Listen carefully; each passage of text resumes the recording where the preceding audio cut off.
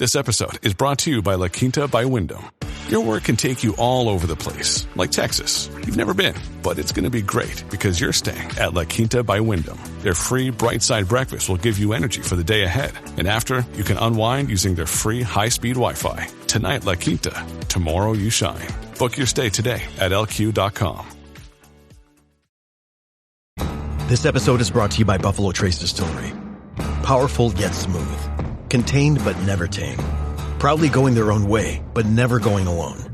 This is the spirit inside Buffalo Trace Bourbon. Made at Buffalo Trace Distillery, the world's most award-winning distillery. Buffalo Trace is always perfectly untamed. Distilled, aged, and bottled by Buffalo Trace Distillery, Franklin County, Kentucky. 90 proof, 45% alcohol by volume. Learn more at buffalotracedistillery.com. Please drink responsibly. Thanks for listening to the Red Treehouse, where I tell scary stories to keep you up at night. You can listen to the Red Treehouse on your favorite streaming platforms, including Spotify and Apple Podcasts. Be sure to follow, like, and subscribe. Oh, and leave a 5-star review. You can follow the Red Treehouse on social media, on TikTok, Instagram, YouTube, and X at Red Treehouse Pod. And now, you can find the Red Treehouse on Patreon. Join the Red Treehouse community for as little as $3 a month and receive exclusive member benefits, including personal shoutouts, early episode access, bonus episodes, and more. Simply go to patreon.com/Red Treehouse. You can also subscribe on Spotify to gain access to 3 bonus episodes per month. As always, if you have a scary story or topic you'd like me to feature on an upcoming episode, email redtreehousepod@gmail.com. Important note: sources for this episode can be found in the show notes.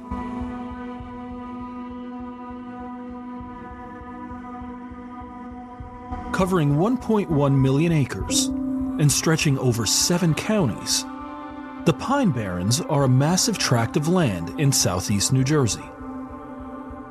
The Pine Barrens, also referred to as the Pinelands, is known for its dense foliage and acidic, nutrient-poor soil, and are the largest of its kind in the northeastern United States. The area is home to a diverse ecosystem that has thrived in unique conditions. Among them are 144 species of birds, 36 species of fish, 34 species of mammals, 30 species of reptiles, 24 species of amphibians, and the Jersey Devil. For nearly 300 years, it is believed the Pine Barrens have been stalked by an evil creature with, quote, a horse's head, long legs with cloven hooves, 2 short front legs, a forked tail, and a bat's wings, end quote. No one is quite sure how tall it is, with estimates ranging from 3 to 6 feet tall. What is agreed upon are its glowing red eyes and the loud screeching noises it makes. The folklore behind the Jersey Devil is fascinating, varied, and scary. And equally as scary are the testimonies from people who have claimed to run into the Jersey Devil throughout the years. Strange hoof-like tracks have been found in the soil of the Pine Barrens. And it's been reported the Jersey Devil is responsible for attacks on wildlife and family pets, and is thought to be the incarnation of the devil himself.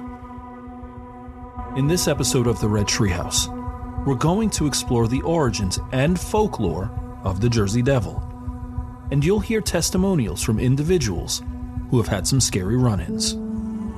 What is the Jersey Devil, and is it real? Or is the Jersey Devil a centuries-old folktale that, while scary, is more fiction than fact? And, if given a chance, would you camp out overnight in the Pine Barrens? I'll share the story. You decide for yourself. I'm your host, Will. Welcome to the Red Treehouse.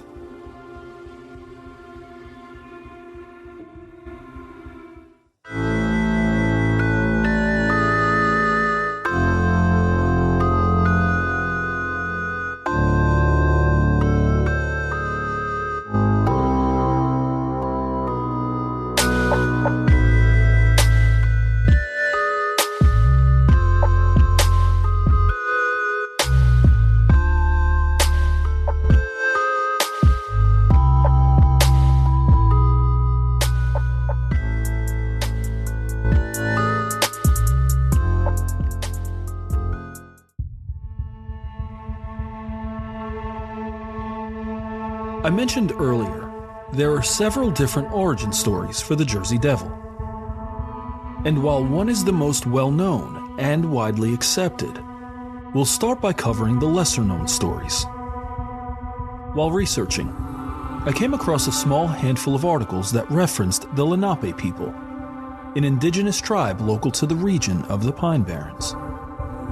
They believed the area was inhabited by a spirit called Msing, which was described as, quote, a deer-like creature with leathery wings, end quote. Another story tells of a young woman who fell in love with a British soldier in the time of the Revolutionary War. On October 6, 1778, British soldiers fought American soldiers, during which the British seized and destroyed supplies, homes, and other buildings in the area. When the romance between the American woman and British soldier was discovered, she was cursed as a traitor. Months later, she gave birth to a child, known as the Leeds Devil. A third story tells of a young woman who encountered a gypsy who was passing through the area, begging for food. Afraid of the gypsy, the young woman refused to help, and the gypsy cursed her for it. Many years later, the woman gave birth to a male child, who became a devil and disappeared into the woods. But, without a doubt, the most famous and well-known story is that of Jane Leeds, also known as Mother Leeds. It's important to know there are variations to this account as well. The story begins in 1735, when Jane Leeds was the mother of 12 children. After discovering she was pregnant with her 13th, she cursed the child out of frustration, saying the unborn child would be, quote, a devil, end quote. According to an article in Weird New Jersey, quote, Mother Leeds was not living a wealthy lifestyle by any means. Her husband was a drunkard who made few efforts to provide for his wife and 12 children. Reaching the point of absolute exasperation upon learning of her 13th child, she raised her hands to the heavens and proclaimed, quote, let this one be a devil, end quote. A few months later, on a dark and stormy night, Mother Leeds went into labor and had forgotten about the curse she'd pronounced at the start of the pregnancy. With friends and family gathered around, and with midwives helping with the delivery, she gave birth to a healthy baby boy. But what started as a joyous occasion quickly turned into a terrifying nightmare. Within minutes, the beautiful newborn baby transformed into a hideous, demonic creature. The article from Weird New Jersey described what happened next. Quote, the wailing infant began growing at an incredible rate. It sprouted horns from the top of its head, and talon-like claws tore through the tips of its fingers.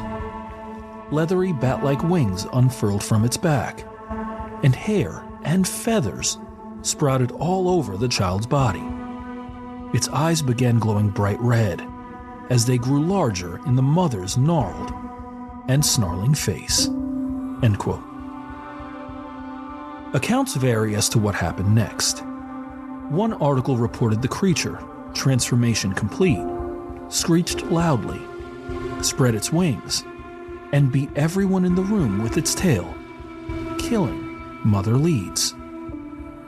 One article stated, quote, "The creature savagely attacked its own mother, killing her, then turned its attention to the rest of the horrified onlookers who witnessed its tempestuous transformation.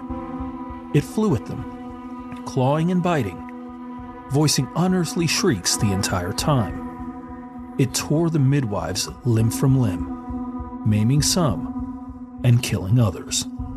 End quote.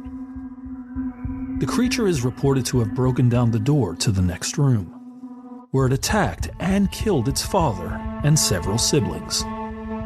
Then, it flew up the chimney and disappeared into the Pine Barrens, where it lives to this day.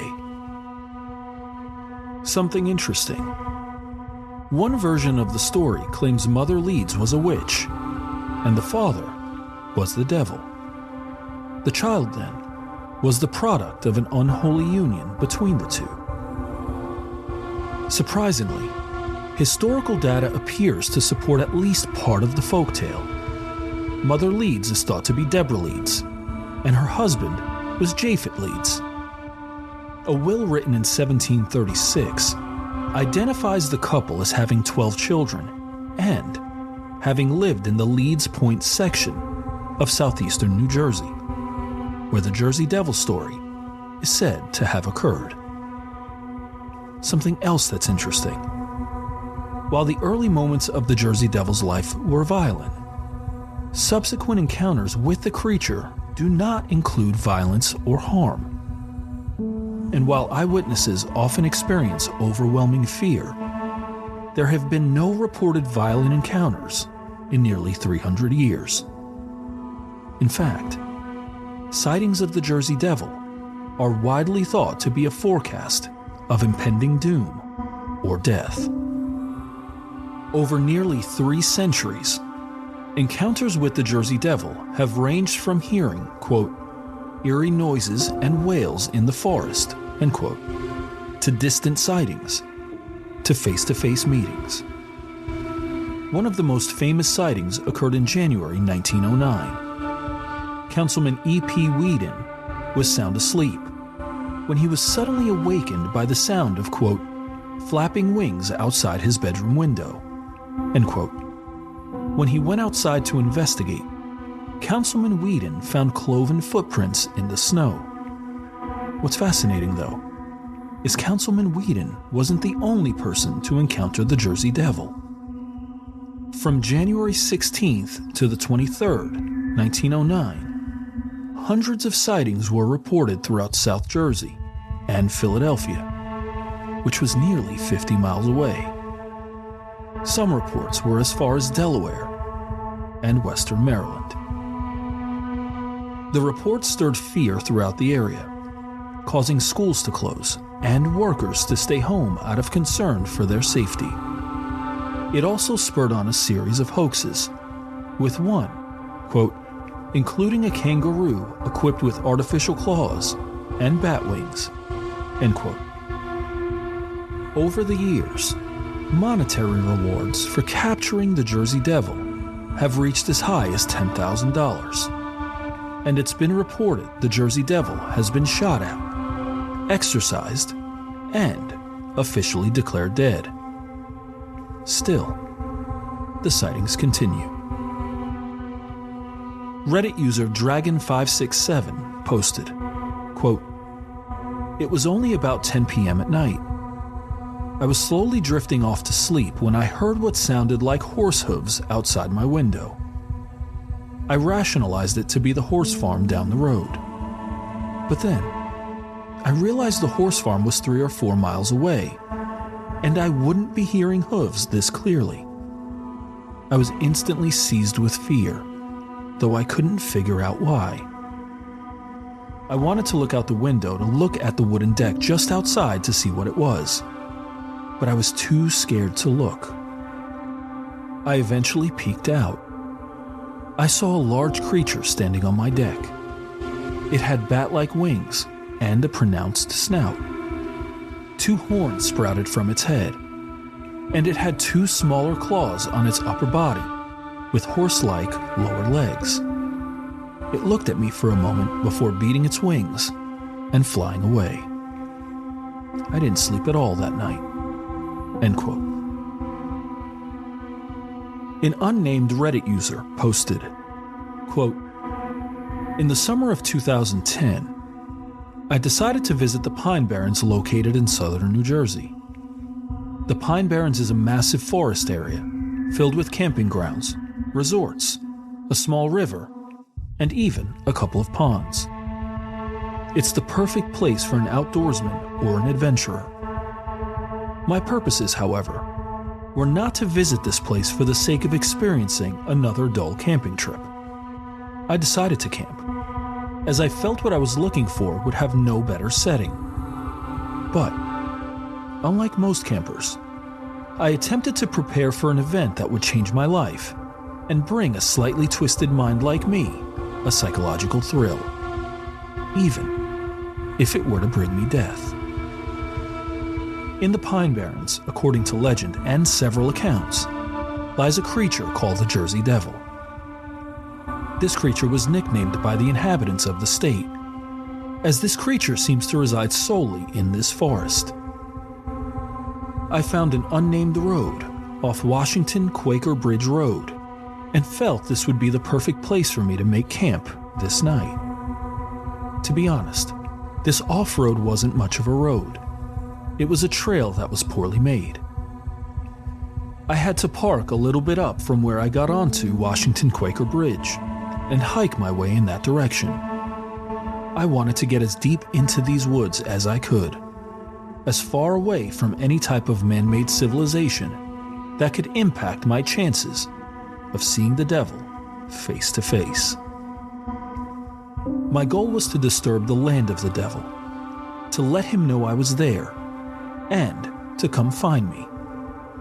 If the tales were true, I would be risking my life, but I had no fear of this. Know that I am not somebody who fears death, but welcomes it as another thrill, for perhaps another life or adventure. It is just another mystery that my persona needs to experience for the sake of satisfaction. With me was your basic camping gear, a tent, sleeping bag, a pre-made tinfoil dinner, and a Ruger M77 bolt-action rifle. My curiousness included if this creature, assuming I'd meet it, would be wounded by temporal means, such as a common hunting rifle. By the time I hiked a little bit off the trail, it was around 6 p.m. It took about an hour to clear a spot and set up camp. Naturally, it was windy that evening, from moderate gusts to small breezes. Despite what I was searching for, I was completely calm. Perhaps it was because I was doubtful that I'd meet this creature tonight. There are a moderate number of experiences recorded by people seeing this creature firsthand, so I can't say that they are few and far between. My doubts were calmed, however, after the events of that evening. It was around 10 p.m., based on the last time I looked at the time in accordance with the event. I was passing the time by reading a book called Night Watch. I feel if there was a world where paranormal creatures existed around mankind, it would be a world like how this book portrayed it. It stirred up my imagination, maybe wondering if the Jersey Devil is a creature that is merely tolerated by the paranormal folk of our world. Do they let him be?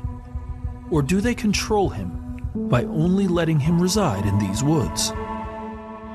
These thoughts began to joyfully enter my mind when I noticed the breeze around me began to slow. The wind eventually stopped, as it had been steadily blowing all evening. My natural focus was on the crackling wood of my fire, but I turned my focus away from that noise to listen to the woods. Is he close? Has he been watching me all night?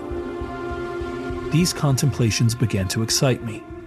I was filled with joy, and of course, the natural nervousness that brings fear. I don't know why, but I knew he was there. I knew he was close despite no noise and no hint of something being near me. Not even the slightest chirp of crickets filled the night air. Only silence. I closed my book and picked up my rifle, fully knowing that this would likely not protect me. I believe I stood there for 20 minutes, constantly looking around, hoping to see something move. I thought for a moment that this was not my night, and I'm only tricking myself into wishful thinking that he was there. At that moment, a screech that pierced the silence echoed through the woods. The screech matched the descriptions of several witnesses, as it filled your mind with terror and fear, no matter what your state of mind was. It was blood-curdling and made me jump enough that I accidentally fired a round from my rifle. I am uncertain if it was due to my bad gun owner's etiquette or if I had a nervous trigger finger. But this giant creature jumped onto the top of one of the largest trees near me. He wasn't looking at me, but looking around. All he was to me was a silhouette, with large claws for hands and massive wings. His head seemed to resemble that of a deer, or a larger animal of the same kind. At this moment, I was overcome by awe, and I fired a shot at him. The creature's attention was drawn straight towards me, slightly tilting his head as he focused solely on my position. I fired another round towards that direction, but heard the bullet hit a tree close to my position. It was as if I was pointing at that tree and firing, despite my positioning not being as such. The bullet was somehow deflected from the creature into the tree. At this moment, it let out another large screech, and at that moment, I was unexpectedly overcome with fear. I began to run towards the direction of the path. I heard horrible noises behind me, but the creature wasn't chasing me. I tripped and fell into a brush not too far from my sight, but was too overcome with fear to move. At this moment, I questioned if I really did fear death, and if I was ready for the after-death adventure I lustfully sought for at times. It didn't come that night. Eventually, I fell asleep where I had fallen, and awoke to my campground destroyed. You couldn't even recognize my tent anymore. The shredding of it was so excessive. My fire pit was smothered, and my rifle was nowhere to be found. I decided not to stick around after the previous night. I hiked back up the road to my car and drove to where I was staying in New Jersey. After all of this, I immediately documented what I saw and now share that with you tonight. Was the creature the Jersey Devil? I'd like to think so. But this is what I know. There is something in the Pine Barrens. It stirs the greatest senses of fear that we as humans may not be able to withstand. And you know what the best part of this is? He's not going anywhere. End quote.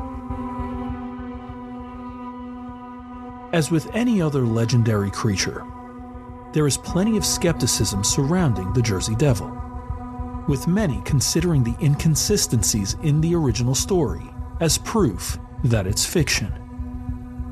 Others argue the story of the Jersey Devil is a sort of time capsule, representative of an era when tales of witchcraft and religious hysteria were more common.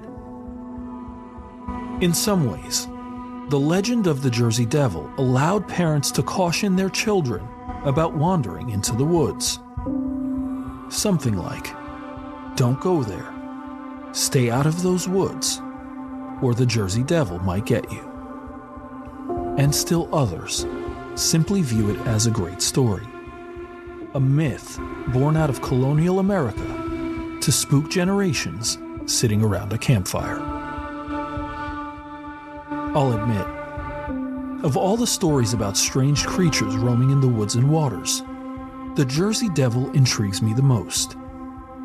Maybe it's because I lived not too far from the Pine Barrens. Or maybe because the folklore surrounding the creature is compelling. And while a part of me would love to roam through the Pine Barrens, it would have to be during the day, when the Jersey Devil is least likely to terrorize me. As we close this episode of the Red Treehouse, I'll leave you with a bit of interesting data. 1 in 6 New Jersey residents, over 16%, believe the Jersey Devil is real. And nearly 300 years after its birth, haunts the Pine Barrens even now. What do you think? Is the Jersey Devil real? Or is it nothing more than a centuries-old folktale that, while scary, is more fiction than fact? And, if given a chance, would you camp out overnight in the Pine Barrens? I've shared the details. Now you decide for yourself.